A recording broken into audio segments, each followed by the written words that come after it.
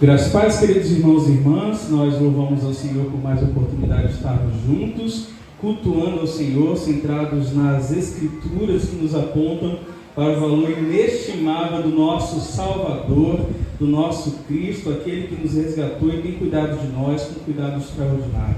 Pensando nisso, hoje vamos continuar a nossa série de sermões positivos na Epístola aos Hebreus. Hoje queria meditar com os irmãos no capítulo 2, do versículo 10 ao versículo 15.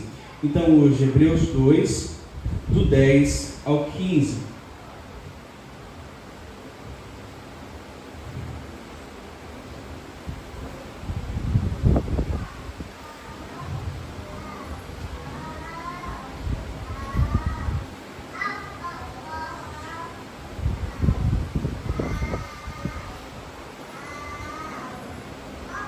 Amém, queridos? Encontraram o texto? Amém. Se você está com sua Bíblia, não fique preso no slide não, olha na Bíblia. Vamos ler? Diz o seguinte, Hebreus 2, dos 10 ao 15. Ao levar muitos filhos à glória, convinha que Deus, por causa de quem e por meio de quem tudo existe, tornasse perfeito mediante o sofrimento o autor da salvação deles. Ora, tanto o que santifica quanto os que são santificados provém de um só. Por isso, Jesus não se envergonha de chamá-los de irmãos. Ele diz: proclamarei o teu nome a meus irmãos, na assembleia te louvarei. E também, nele porei a minha confiança.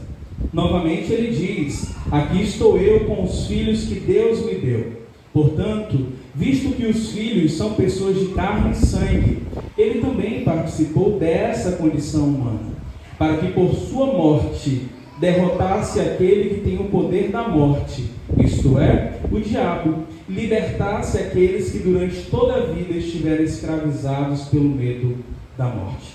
Vamos orar? Senhor, muito obrigado por essa noite. Nós só estamos reunidos aqui pela sua graça, pela sua bondade. Então nós louvamos ao Senhor e entregamos os nossos corações a Ti. Nós pedimos nesse momento, como tem sido durante todo o culto, tem misericórdia de nós. Derrama o seu favor nesse momento para que possamos compreender a sua palavra. Cremos que sozinhos não temos sabedoria, não temos ferramentas, não temos experiência suficiente para entender o que diz a Tua palavra. Então dependemos que o Seu Espírito nos ilumine. Então nos ilumina nessa noite. Abre os olhos dos nossos corações e nos conduz a toda a verdade, fazendo com que no centro do nosso coração esteja entronizado o nosso Senhor e Salvador Jesus Cristo. Nós oramos gratos a Ti, em nome de Jesus. Amém.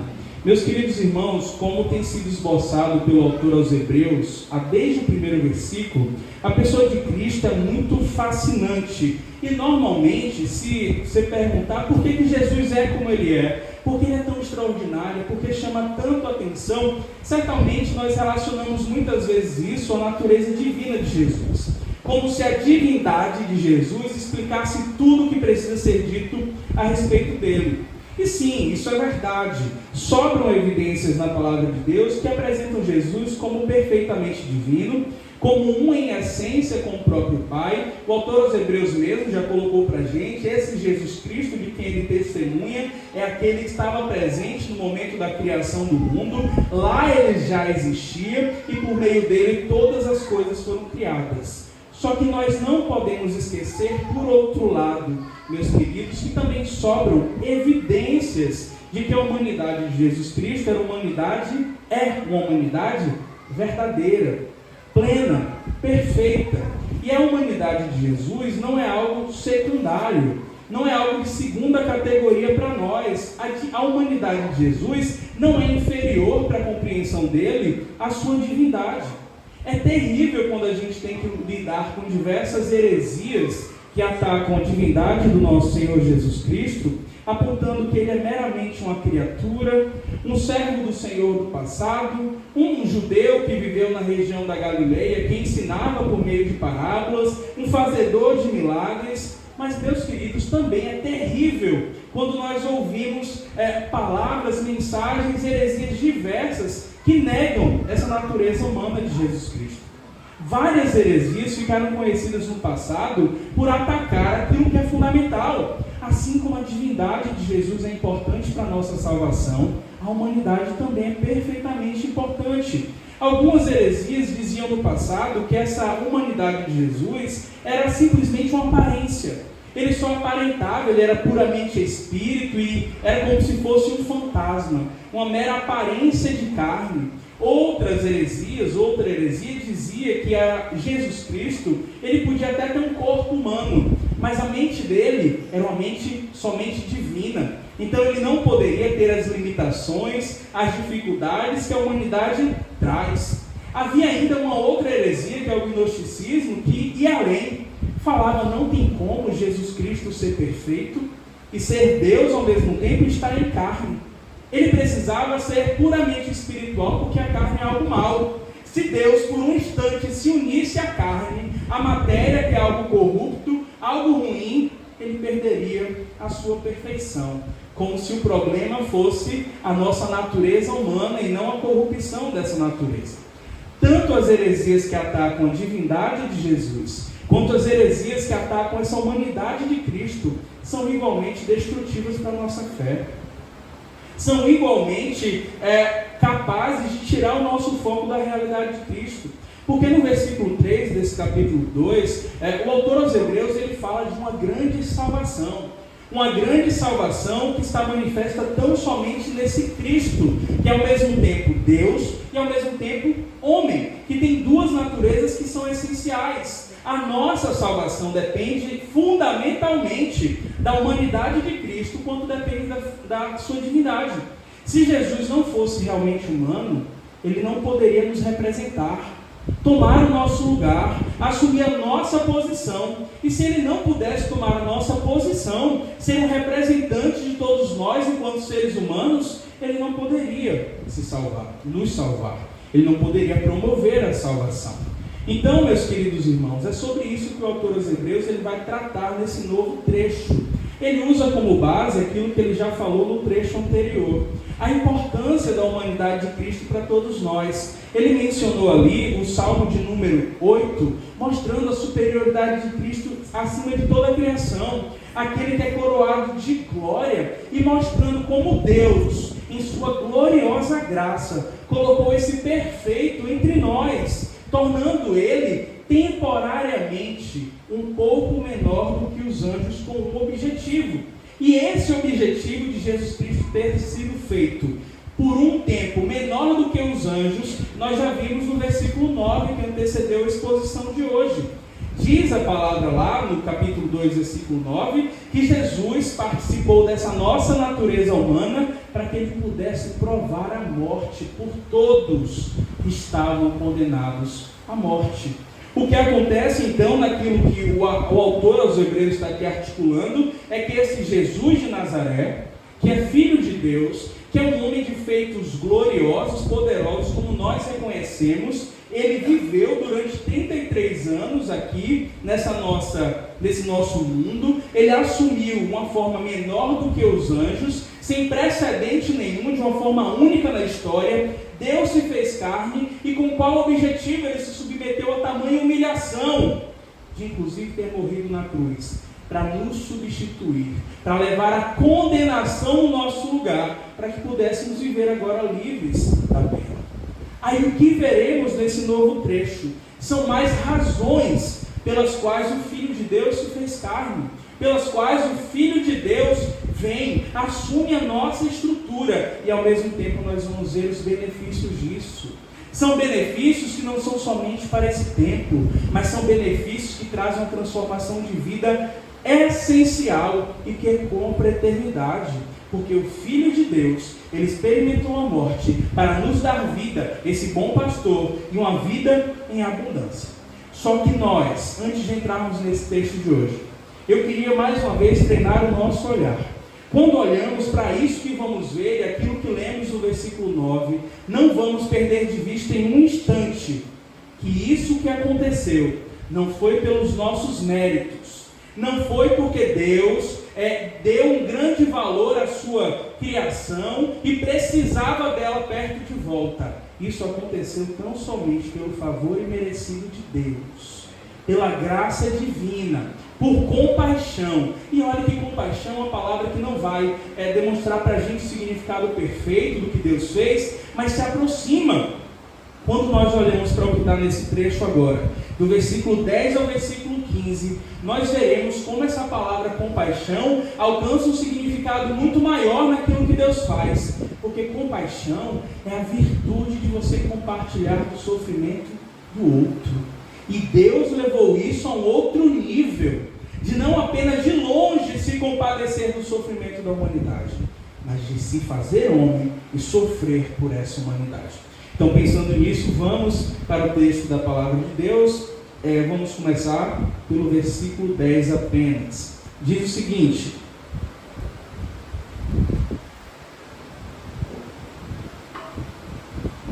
ao levar muitos filhos à glória, convinha que Deus, por causa de quem e por meio de quem tudo existe, tornasse perfeito mediante o sofrimento o autor da salvação deles. O trecho anterior que nós vimos tem uma declaração aqui que a maioria dos judeus consideraria extremamente ofensiva. Pensar em um Messias, no Cristo, no resgatador, que é um sofredor. Como é possível que o Messias, glorioso como se esperava, o Filho de Deus, o Salvador de Israel, o capitão da salvação do seu povo, a respeito de quem foram ditas palavras de arrepiar, palavras gloriosas, como é que esse seria reduzido a uma condição baixa? Ele seria reduzido a uma posição de humilhação, ao ponto de sofrer e morrer. Para aqueles que tinham expectativa de um Messias que fosse imediatamente identificado aos olhos humanos como um vencedor, triunfante, que viria para resolver todos os problemas terrenos do seu povo, isso é uma ofensa.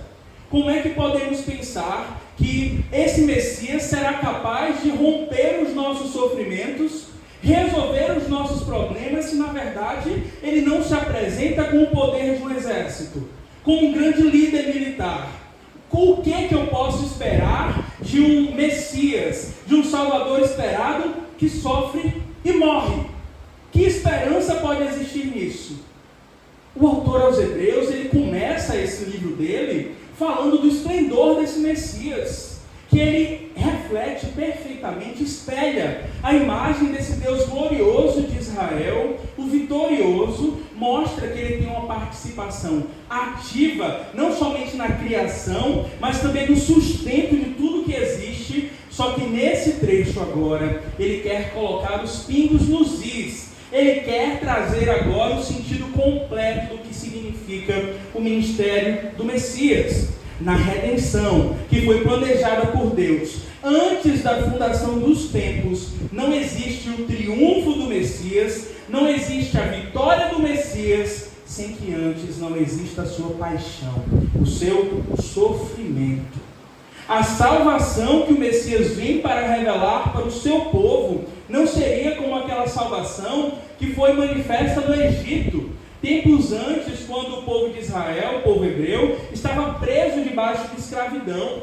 Não seria uma salvação como aquela, com um estrondoso sinal ali miraculoso que fosse imediato. Não era com a derrota imediata e visível dos inimigos, vendo os carros de Faraó sendo tomados ali pela água. Também não seria contemplando imediatamente Deus derrotando os inimigos e trazendo ali o livramento imediato de uma opressão de um governo humano específico. A libertação que o Messias vem para fazer é uma libertação, precisamos enxergar, ainda mais gloriosa do que aquela que aconteceu no Egito para o povo de Israel. É que o autor quer que a gente compreenda aqui. Ela é gloriosa. O sinal da vinda dessa salvação é igualmente estrondoso, mas ela é uma libertação espiritual, celestial, que toca no ponto da nossa maior necessidade, que é a libertação do pecado, da morte, do inferno, do diabo. E o anticlímax para algum, ou desencanto, mas o que para outros ao mesmo tempo é o clímax, o ponto alto, é saber que que nada disso aconteceria sem o sofrimento do Salvador. Esse é o seu modo peculiar, único de salvar. Apesar da sua glória, com toda a sua humildade, Jesus ele se recolheu à posição dos sofredores. Ele tomou partido, se colocou na pele de todos nós aqui, e foi desse jeito que ele promoveu uma libertação, embora pareça no primeiro momento invisível, mas uma libertação muito mais excelente do que o que aconteceu no Egito. Como está aqui no versículo 10 que nós lemos, para se tornar o autor da salvação dos sofredores, de pessoas condenadas à morte por conta do pecado, Jesus tinha que ser aperfeiçoado, diz o texto, tornado perfeito. Isso não quer dizer que Jesus era imperfeito de alguma forma, mas quer dizer aqui essa palavra no sentido de que ele foi separado. Ele foi preparado para ser esse autor da salvação. E como ele foi preparado para estar na exata posição de promover a salvação de todos nós? Sofrendo, sendo injustiçado, sendo atacado por conta do nosso pecado. Deus, como diz o texto aqui, por causa de quem e por meio de quem tudo existe, Ele planejou essa salvação. E Ele nos preparou um Salvador que era sofredor, porque Ele precisava se aproximar. Não poderia ser alguém que não conhecesse as mazelas humanas. Ele precisava conhecer de perto aqueles a quem veio salvar. E é por isso que o nosso Salvador nasceu. Foi encontrado no seio de uma família, viveu em uma comunidade em Nazaré, ele foi alimentado, foi ensinado, ele construiu relacionamentos, fez amizades e testemunhou de perto quais são os efeitos do pecado na humanidade. Ele por si só não provou o pecado, mas ele viu como o pecado é doloroso e traz problemas terríveis para a nossa vivência. Na encarnação, o nosso Salvador, o autor perfeito da nossa salvação, ele aprendeu o que é sofrer, aprendeu o que é chorar, ser tentado, traído, humilhado, trocado, insultado. E assim ele mostrou que ele é o nosso perfeito Salvador. Porque não foi alguém distante, alguém desligado da nossa realidade, mas alguém que fez com que palavras como compaixão e empatia fossem insuficientes para descrever aquilo que ele fez. Porque nós, diante do sofrimento daquele que nos cerca, no máximo nós podemos nos entristecer, ficar contristados, mas ele não. Ele literalmente se colocou no nosso lugar. Ele mergulhou na nossa pele. Ele se colocou na nossa posição. E fazendo isso, ele nos salvou de uma forma excelente. Por isso que ele é o Salvador perfeito, que o autor aos Hebreus vai dizer aqui, que teve que ser preparado por meio disso para que ocupasse essa posição.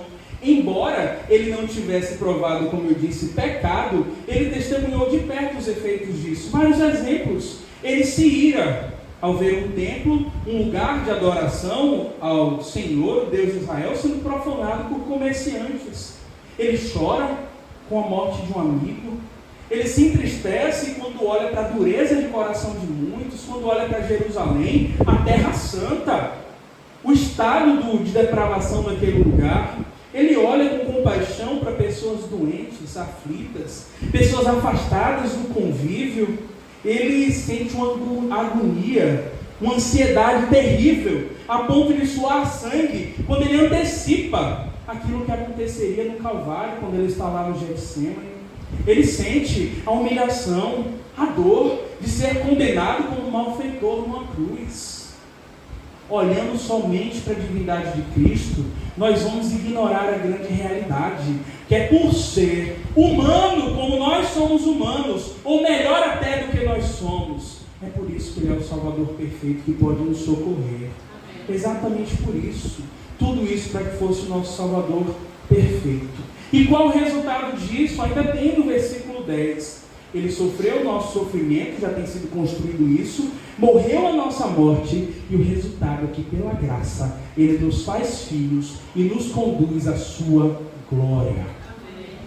O perfeito autor da nossa salvação, Ele nos concede uma honra sem igual, uma honra celestial. Ele desceu, por um breve período de tempo, Ele se igualou à nossa condição, ele fez sozinho a purificação pelos nossos pecados, porque nós não o acompanhamos naquela cruz, inclusive aqueles que o seguiam de perto, o abandonaram naquele lugar, mas ele ressuscitou, foi novamente glorificado, assentou-se, como vimos no capítulo 1, versículo 3, à direita da majestade nas alturas, e o que é que ele faz agora? Ele nos eleva à sua condição, ele desce, assume a nossa posição, e como resultado da sua obra, ele nos eleva à sua condição, nos unindo eternamente à sua glória, embora nenhum de nós tivesse participado do seu vil sofrimento naquela cruz. E é porque Jesus pagou a pena pelos nossos pecados. A promessa é que todos aqueles que o recebem, que creem em seu nome, são elevados a um lugar de dignidade, sem decadência, um lugar que Deus sempre preparou para que estivéssemos, um lugar dedicado por Deus para nós, um lugar onde nós reencontramos a imagem e semelhança perfeita com o Criador em Cristo, que antes foi perdido lá no Éden. Isso é motivo de glorificarmos a Deus. Mas o autor ainda continua, vamos ver o versículo 11 ao versículo 13.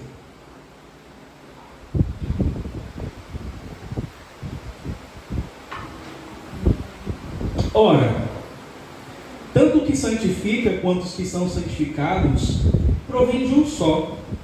Por isso Jesus não se envergonha de chamá-los irmãos. Ele diz: proclamarei o teu nome a meus irmãos, na assembleia te louvarei. E também nele porei a minha confiança. Novamente ele diz: aqui estou eu com os filhos que Deus me deu. O motivo do sofrimento de Cristo foi declarado pelo autor. Ele precisava se tornar o perfeito autor da salvação do seu povo, participando dos sofrimentos que eram nossos. E esses versículos agora vão esclarecer para a gente aqui como é que esses sofrimentos de outra pessoa podem trazer algum benefício para aqueles que não participaram desse sofrimento. Como é que esses filhos vão ser levados à glória por meio do sofrimento de outro. É aí que o texto vai nos esclarecer. Quando sofreu no nosso lugar, de acordo com a vontade de Deus, Ele que é o autor da nossa salvação, Ele nos purifica, Ele nos santifica, Ele nos separa. Ele, assim como compartilhou da nossa humanidade, Ele compartilha conosco a sua essência. Por isso que Ele é tido aqui como santificador. E nós, os santificados, aqueles que recebem da sua natureza. Nós que cremos em Cristo, aqueles que se aproximam daquilo que Ele fez com compreensão e com o coração pronto para recebê-lo, esses são aí aproximados de Cristo, não em um nível assim secundário, mas são unidos definitivamente a Ele. Ele nos leva ao lugar de glória onde Ele está, mas mais do que isso, Ele nos transforma para que sejamos como Ele é. Paulo usa essa união com Cristo em suas cartas com uma ilustração que é a figura do corpo. Diz a palavra de Deus em diversos momentos que aqueles que estão em Cristo são como partes do corpo do próprio Cristo. Mas nós não podemos enxergar o corpo de Cristo, esse corpo místico do nosso Senhor, como um Frankenstein, como um corpo monstruoso, todo remendado, com partes de diferentes qualidades. O que diz a palavra de Deus é que Ele nos santifica, Ele nos conduz à sua glória, para que sejamos da mesma forma que Ele é, da mesma qualidade que Ele é no tempo determinado por Deus. O corpo místico de Cristo, essas pessoas que são santificadas e unidas a Ele, não fica ali dentro desse corpo fazendo uma combinação absurda. Não sei se os irmãos lembram, em Daniel tem um sonho de Nabucodonosor, onde ele enxerga uma imagem, é um corpo que tem cabeça de ouro, tem o peito de prata, tem as pernas de ferro e os pés de ferro e de barro. Só que na união com Cristo não é assim. Membros com diferentes qualidades unidos a Ele, que é excelente. Na união com Cristo, aquilo que é realidade com Ele, que é o cabeça, é a realidade eterna de todo o corpo. Se o cabeça ele é vivo, o corpo é vivo. Se o cabeça é santificado, o corpo é santificado. Se o cabeça é eterno, o corpo também é eterno. Se o cabeça do corpo pensar que são de barro os outros, porque Ele nos eleva à sua glória. Ele transforma a nossa essência e nos coloca numa posição, sim, que não merecemos, mas que Ele, pela graça, nos concede para a sua glória. Então, um cristão que se considera mais pobre, desprezado, deve pensar nisso. Olha a posição de glória que o Senhor Jesus Cristo nos deu pelos seus próprios méritos, sem o nosso merecimento. Que merecimento eu posso ter de ser unido ao meu Salvador, aquele que é excelente, sem pecado, aquele que é o Criador de todas as coisas. Mas é aquilo que Ele faz, nos une a Ele, e nos une a Ele por toda a eternidade, para que desfrutemos da mesma qualidade que Ele tem.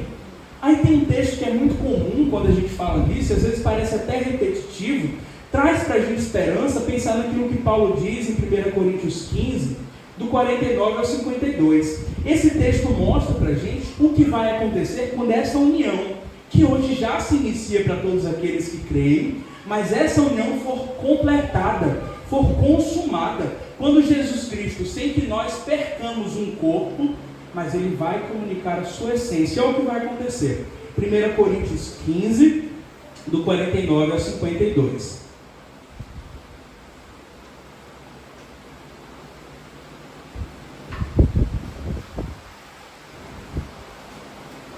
Olha o que Paulo diz. Assim como tivemos a imagem do homem terreno, teremos também a imagem do homem celestial. Irmãos, eu lhes declaro que carne e sangue não podem herdar o reino de Deus, nem o que é perecível pode herdar o imperecível. Eis que eu lhes digo um mistério: nem todos dormiremos, mas todos seremos transformados.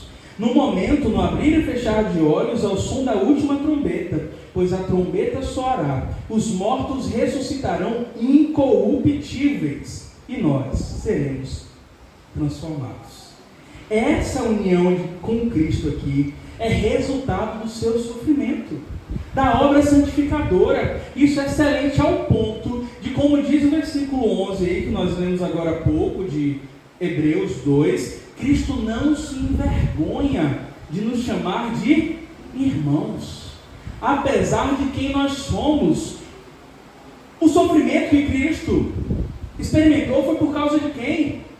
Por mim, por cada um de nós. Ainda assim, Ele compartilha o mérito que era apenas dele conosco e ainda nos chama de irmãos. Apesar daquilo que a gente fez com Ele, Ele não nos despreza, não nos ignora. O nosso Salvador não é para nós um estranho, mas alguém que nos chama de irmãos porque se identificou conosco, de carne e osso, como aqueles a quem veio salvar. Mas não somente por isso, Ele nos chama de irmãos, porque essa posição de privilégio é tão íntima, que diz a palavra de Deus, que nós somos incluídos agora na própria família de Deus.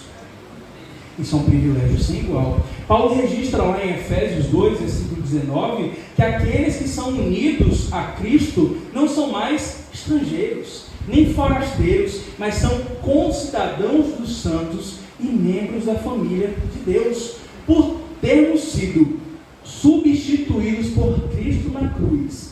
Por termos sido substituídos por Cristo na cruz, a nossa posição é agora substituída.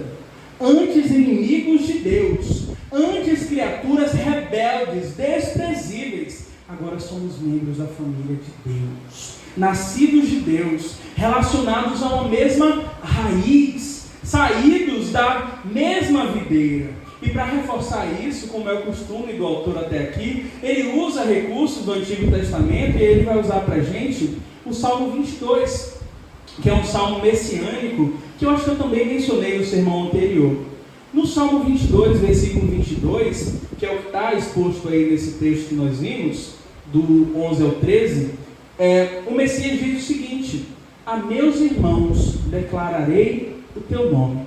Os irmãos que são pronunciados aqui do Messias são exatamente aqueles que o Messias veio salvar. Os seus eleitos, a sua igreja, o seu povo. Ele se coloca aqui como o irmão mais velho, o que é o herdeiro legítimo de toda a riqueza, mas que compartilha de bom grado. E esse Salmo 22 não poderia ser mais apropriado para falar de Jesus Cristo. Esse salmo ele começa falando de sofrimento. Ele começa no versículo 1 com a expressão que é conhecida nossa: Deus meu, por que me desamparastes? Só que o texto termina com um cântico de louvor, mostrando que os sofrimentos do Messias e do seu povo são sofrimentos passageiros, que precedem um momento muito mais excelente, quando vier a glória final. Começa com sofrimento sim, mas o resultado é glória. É estar onde Jesus está. E olha o que é interessante desse versículo 12. O Messias ainda diz assim, proclamarei o teu nome a meus irmãos, na assembleia te louvarei. A palavra usada aqui como assembleia ou congregação é eclesia, que é a mesma palavra que é traduzida para nós como igreja.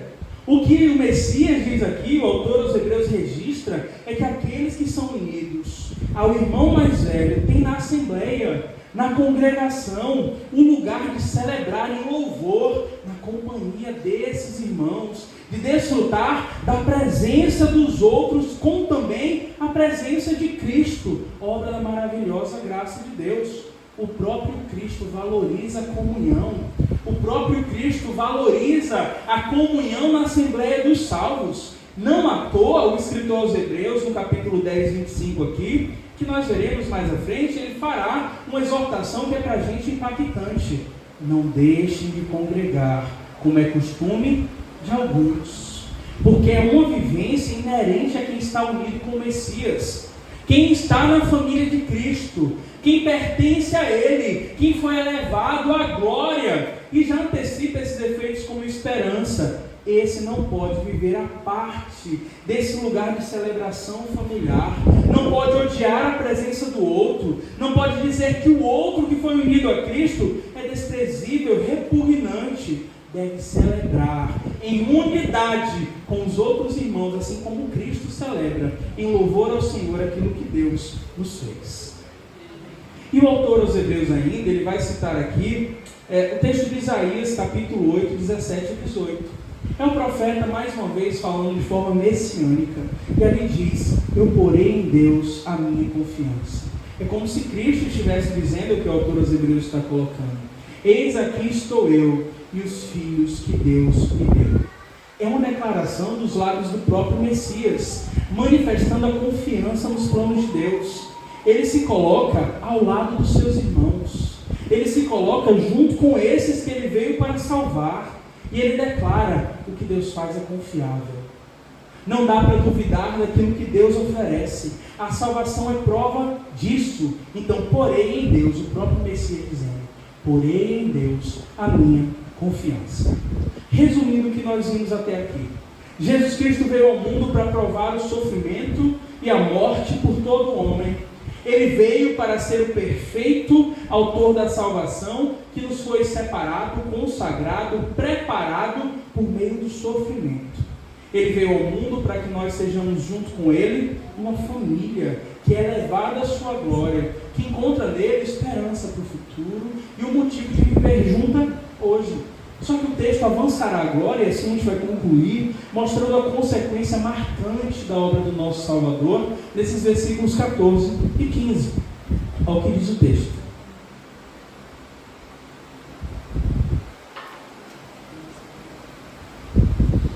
Portanto, visto que os filhos são pessoas de carne e sangue, ele também participou dessa condição humana, para que por sua morte derrotasse aquele que tem o poder da morte, isto é, o diabo, e libertasse aqueles que durante toda a vida estiveram escravizados pelo medo da morte.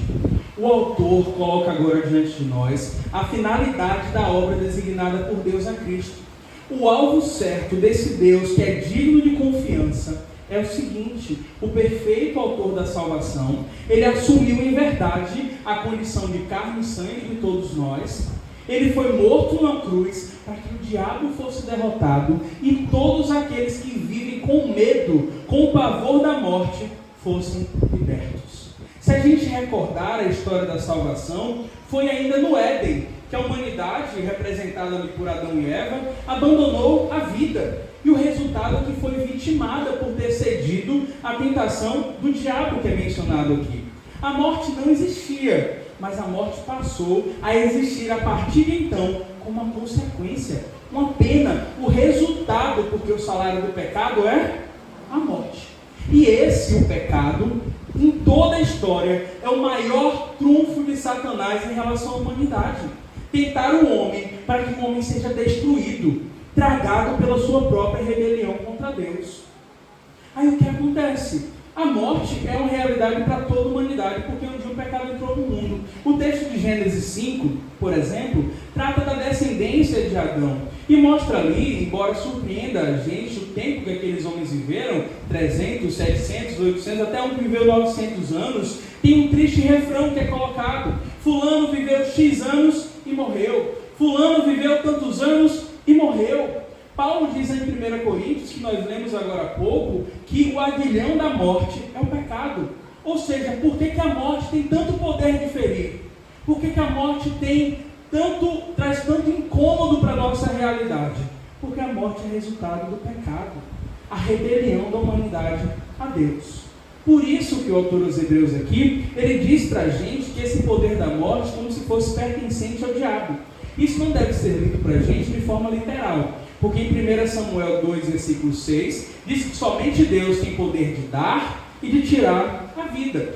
Satanás não tem controle absoluto sobre a morte aqui, mas o autor usa essa ilustração, essa figura, essa menção. Por quê? Porque Satanás é o primeiro rebelde. Foi o primeiro que se rebelou contra Deus. Ele é o adversário do povo de Deus, que diz a palavra, anda em derredor, ronda a humanidade, incitando o pecado, influenciando aquilo que causa morte, buscando a quem possa tragar, destruir. E por isso que a condição humana é uma só. Todos nós fomos escravizados por toda a vida debaixo da amargura do pecado e por consequência com o pavor da morte. Não apenas a morte física. O autor usa aqui a ideia de morte física, englobando tudo que diz respeito a isso. Mas a pior delas é a morte eterna. É uma eternidade separada de Deus em agonia. Só que o que esse Deus, por meio de quem tudo existe, esse Deus que é digno de confiança, como diz o Messias, o que ele fez? Para destruir o destruidor, para frear esse aparente triunfo de Satanás, Deus enviou o homem perfeito, de carne e sangue, com a mesma estrutura daqueles que estão cercados pelo medo da morte, para que ele sofresse a morte no nosso lugar e, por não ter pecado, removesse o aguilhão da morte, tirasse da morte o poder de ferir que ela tinha e decretasse de uma vez por todas o silêncio para essa morte que tanto ruge, nos amedrontando o tempo todo. Se a morte é consequência do pecado, adianta eu lidar somente com a morte? Tentar lidar somente com essa consequência? Não, eu tenho que atingir a causa, e foi isso que Deus fez. Jesus Cristo veio para destruir o pecado, desfazer as obras do maligno e, como consequência, desfazer a morte, trazendo a realidade de vida eterna. A gente olha para o relato de Mateus 4, onde tem a tentação de Jesus no deserto. Ali foi a primeira vez na história e a única vez que Satanás tentou o ser humano por diversas vezes e esse ser humano nunca pecou. Diz a palavra de Deus que em tudo foi tentado Jesus e em nada pecou. Diferente de Adão, diferente de Abraão, de Moisés, de mim, de cada um de vocês, cada ser humano que já andou nesse mundo pecou. Mas Jesus, não. Embora não tenha ficado sem nenhum tipo de tentação, Jesus Cristo triunfou. Deus não tem nenhum filho que não tenha passado por tentação, mas Ele tem um só filho sem pecado. E esse é exatamente aquele que tem poder sobre a morte, que triunfa sobre ela, que destrui o destruidor. A santidade dele é tão absoluta como verdadeiro homem, que ele, 40 dias no deserto, com fome e sofrimento, ele teve sucesso onde outros homens falharam em lugares de muito mais privilégio. Adão no jardim, Davi no palácio. E é por meio da morte dele, desse sacrifício, do seu sofrimento, que aqui está a derrota final de Satanás. E a declaração é perfeita para nós, quando nós vemos o que ele fala na cruz. Quando ele diz, está consumado, ali está feita a derrota de Satanás e a vitória para todos aqueles que creem nele. Ele fez o que ninguém seria capaz de fazer. Em Judas 1,9, fala que havia uma batalha ali pelo corpo de Moisés por um anjo. Em Apocalipse 12, diz novamente que houve uma batalha contra Satanás. Vários anjos lutaram contra Satanás, mas nenhum deles poderia triunfar, porque a vitória só poderia ser alcançada pelo Cordeiro de Deus que tira o pecado do mundo. Apenas Ele, o justo de Deus, o santo de Deus, poderia fazer. Aí é bem verdade que Satanás continua no mundo. O diabo continua fazendo isso que Pedro coloca, andando em derredor, procurando a quem possa tragar, mas ele já está perdido. Ele não tem nenhuma perspectiva de vitória ou esperança, porque o nosso Senhor, sendo por um tempo um pouco menor do que os anjos, ele destruiu todo o plano de destruição de Satanás. E o resultado é que todos aqueles que durante sua vida estiveram sob o pavor, sob o medo, escravizados pelo medo da morte, agora em Cristo, recebendo a Cristo, crendo em seu nome, encontram verdadeira liberdade. Naquele mesmo texto que eu citei de Gênesis 5, que tem um refrão maldito, que fulano viveu tantos anos e morreu, há um homem, um único homem que rompe esse refrão, que foi Enoque. Diz o texto que ele viveu 365 anos em comunhão com Deus. E um dia esse homem já não foi mais encontrado. Deus o levou para si sem que ele morresse. Ali já apontava para o futuro. Quem tem comunhão com Deus não morre. Por mais que feche os olhos nesse mundo, vive eternamente. Isso por quê? Pela obra daquele que se fez por um tempo um pouco menor do que os anjos. Aquele que morreu a nossa morte, que assumiu a nossa estrutura. É porque ele fez isso que nós podemos declarar. E sempre vai ser um ponto comum de declaração de esperança para nós. Onde está a morte, a sua vitória? Onde está a morte, o seu aguilhão? Onde está o seu poder de ferir? A morte foi tragada pela vitória em Cristo. Uma vez que essa morte foi satisfeita em Cristo, aquele que assumiu a nossa estrutura, que nos fez parte da sua família, essa morte não tem mais poder sobre aqueles que creem. Um dia todos nós vamos nos encontrar nesse momento, em que nós fecharemos os nossos olhos nesse mundo. Mas assim como nosso irmão mais velho, nós ressuscitaremos, nos encontraremos vitoriosos, olhando para a glória que Ele decidiu compartilhar conosco. Diante disso, a gente usa aquilo que tem sido colocado pelo autor dos Hebreus em diversos momentos. Olhando o que estamos lendo aqui, nós nos perguntamos, como escaparemos se nós negligenciarmos tão grande salvação? O alvo ali, os ouvintes dessa epístola, estavam querendo abandonar Cristo para voltar ao judaísmo. Mas que salvação haverá se Cristo for abandonado? Não tem esperança nenhum outro. Meus irmãos, embora existam diversas interpretações sobre a pessoa de Jesus de Nazaré, muitos digam, foi um judeu, um profeta, um filósofo, um contador de parábolas, um camponês que vivia às margens do Mar da Galileia. O autor aos Hebreus quer que nós sejamos treinados, que nós reconheçamos quem Jesus é e o poder que Ele tem para as nossas vidas. E só com base naquilo que nós vimos até aqui, nesses 2 capítulos dessa epístola aos Hebreus, nós sabemos que podemos ter convicção de quem Cristo é e para que Ele nos serve. Ele é o Filho de Deus. Ele é o Deus em figura humana de verdade, como nós somos. Alguém que bebeu da água do nosso mundo, alguém que respirou o nosso ar, pisou no nosso chão, que se identificou completamente conosco para provar a nossa morte e sofrer no nosso lugar. Da mesma forma que Ele se entristeceu de verdade, da mesma forma que Ele sentiu dor de verdade, da mesma forma que Ele foi açoitado de verdade e morreu de verdade, Ele também pode nos salvar de verdade. Ele pode nos levar ao céu de verdade. Ele pode nos transformar de verdade. Ele pode nos livrar do pecado e da morte de uma vez por todas. Então, como respondemos a isso? Precisamos depositar inteiramente nele a nossa confiança para a vida e para a morte.